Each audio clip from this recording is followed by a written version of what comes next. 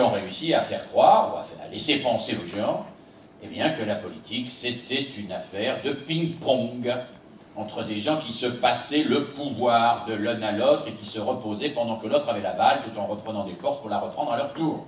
Bon. Ça décourage quand même les gens de voter. Ça leur donne le sentiment que voter, ça ne sert pas à grand-chose. Hein. Et malheureusement, quand on regarde ce qui s'est passé aux européennes, on a gagné aux européennes. On a eu un très bon score. Oui, et je m'en félicite, mais avec un corps électoral de 36%. C'est pas une victoire, c'est une victoire d'Europe Écologie. C'est pas une grande victoire pour la démocratie. Hein. Aux européennes, 36, on aura peut-être 50, j'espère 55, j'espère 60 parce qu'on va convaincre des gens d'aller voter dans les 3 derniers jours. Et nous allons convaincre beaucoup d'aller voter. Mais si nous atteignons 60, nous serons extrêmement contents. C'est quand même un peu triste d'avoir 60%, c'est quand même le signe d'une crise démocratique grave. Alors, cette crise démocratique, pour moi, elle s'enracine dans des dysfonctionnements éducatifs et formatifs.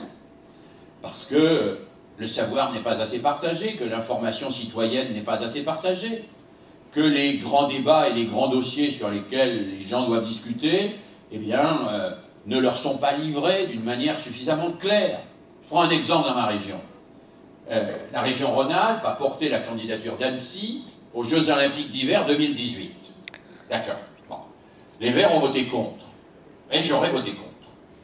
Je ne suis pas du tout encore conseiller régional. Bon. L'important, néanmoins, et c'est ce que nous nous engageons à faire si nous arrivons aux affaires à la région, c'est pas que les élus votent pour ou contre.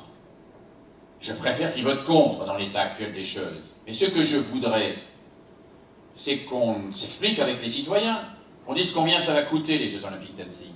Voilà la somme, voilà l'enveloppe. Qu'est-ce qu'on va faire avec cette enveloppe? En termes de transport, en termes d'habitat, en termes de foncier, en termes de revenus collinaires pour avoir de la neige, etc. Voilà.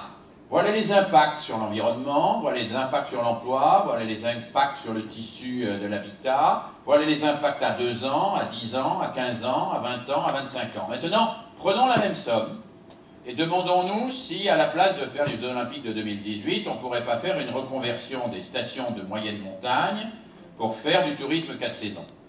Et voyons qu'est-ce que ça coûterait, voyons qu'est-ce qu'il faudrait faire pour reconvertir les stations moyenne montagne qui sont en train de perdre tous les ans des clients, puisque vous le savez, nous perdons 1 cm de neige et 1 jour de neige par an, que dans 30 ans, il y aura 30 jours de neige en moins, et que donc toutes les stations de moyenne montagne seront calculées à la faillite.